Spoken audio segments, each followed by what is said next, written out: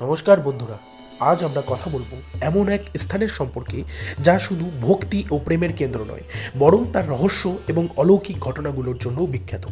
হ্যাঁ বন্ধুরা, আমরা কথা বলছি বৃন্দাবনের আশ্চর্য জায়গাগুলির সম্পর্কে, যেখানে শ্রীকৃষ্ণ এবং রাধার অলৌকিক ঘটনার অনুভূতি পাওয়া যায়। যদি আপনিও এই পবিত্র স্থানের অদ্ভুত এবং রহস্যময় কাহিনী জানতে চান, তাহলে ভিডিওটি শেষ পর্যন্ত দেখুন। নাম্বার 1, নিধিবনের রহস্য। রাতে কি সত্যিই কৃষ্ণ আসেন? বৃন্দাবনের নিধিবন এমন একটি স্থান যা নিয়ে অনেক রহস্যময় কাহিনী প্রচলিত আছে। এখানে কি ঘটে? বলা হয় রাতের পর এখানে কেউ থাকতে পারে না। প্রতি রাত্রে নাকি শ্রীকৃষ্ণ এবং রাধা রানী গোপীদের সঙ্গে রাসলীলা করেন।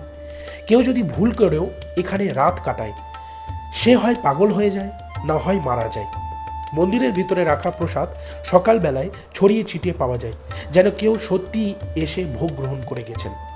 এটি কি সত্যি নাকি শুধুই কল্পনা? আজ পর্যন্ত কেউ এর রহস্য উন্মোচন করতে পারেননি। নাম্বার 2, কদম্ব গাছের অলৌকিকতা। বৃন্দাবনের বাগানগুলোতে কদম্ব গাছ শুধুমাত্র সৌন্দর্যের প্রতীক নয়, এটি এক বড় রহস্যের অংশ। এতে কি বিশেষত্ব আছে? বলা হয় যখনই রাধা এবং কৃষ্ণ একত্রিত হতে চাইতেন, এই কদম্ব গাছ তাদের আশ্রয় দিত। বৃন্দাবনের কদম্ব গাছ কখনো বুড়ো হয় না। শ্রীকৃষ্ণের আশীর্বাদ রয়েছে যে এই গাছ চিরকাল সতেজ ও সবুজ থাকবে। আপনি কি কখনো এমন গাছ দেখেছেন যা কখনো বুড়ো হয় না? 3 নম্বর পয়েন্ট, সেবাকুঞ্জ। রাতে এখানে কেউ কেন থাকে না? বৃন্দাবনের আরেকটি রহস্যময় বাগান হলো সেবাকুঞ্জ, যেখানে শ্রীকৃষ্ণ এবং রাধার প্রেমের কাহিনী লুকিয়ে আছে। এই জায়গায় রহস্য কি? রাত হলে এখানে কেউ থাকতে পারে না, কারণ বলা হয় যে শ্রীকৃষ্ণ এবং রাধারানী এখানে স্বয়ং এসে লীলা করেন। রাতভর মন্দির বন্ধ রাখা হয়, কেউ প্রবেশ করতেও পারে না। সকালে মন্দির খুললে দেখা যায় ঘরের জিনিসপত্র নড়াচড়া হয়ে গেছে, যেন কেউ সেখানে ছিল। আপনি কি কখনো এখানে গিয়েছেন? নাম্বার 4, বাঁকে বিহারী মন্দিরের আশ্চর্য রহস্য। বৃন্দাবনের বাঁকে বিহারী মন্দির যেমন সুন্দর, তেমন একটি রহস্যময়। এখানে কি ঘটে? এটি বিশ্বের একমাত্র মন্দির যেখানে ঝুলন্ত আরতি করা হয়। বলা হয় যে ভক্তদের দৃষ্টি থেকে কৃষ্ণকে রক্ষা করার জন্যই মন্দিরের পর্দা ব্যবহার করা হয়, কারণ যদি কেউ তার মূর্তির দিকে বেশি সময় তাকিয়ে থাকে, তাহলে সে সংজ্ঞাহীন হয়ে যেতে পারে।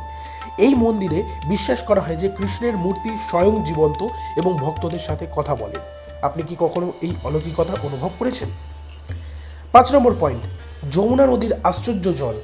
বৃন্দাবনের যমুনা নদী শুধু একটি নদী নয়, এটি একটি পবিত্র স্নানের স্থানও বটে। তবে এর জলেরও একটি রহস্য রয়েছে।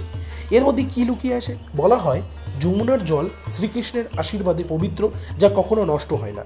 যদি আপনি এক কলস যমুনার জল নিয়ে রাখেন, তাহলে সেটি কয়েক মাসেও নষ্ট হবে না। বলা হয় এই জলের মধ্যে এমন এক শক্তি আছে যা সমস্ত পাপ ধুয়ে দেয়। আপনি কি কখনো এই জল পান করেছেন? তাহলে বন্ধুরা, বৃন্দাবনের বাগানে এমন অনেক রহস্য লুকিয়ে আছে যা বিজ্ঞানও ব্যাখ্যা করতে পারেনি। যদি ভিডিওটা ভালো লেগে থাকে তাহলে লাইক, শেয়ার এবং চ্যানেলটি সাবস্ক্রাইব করতেও ভুলবেন না। কমেন্ট করবেন এবং নতুন এক রহস্যের সাথে আবার দেখা হবে বন্ধুরা। জয় শ্রীকৃষ্ণ।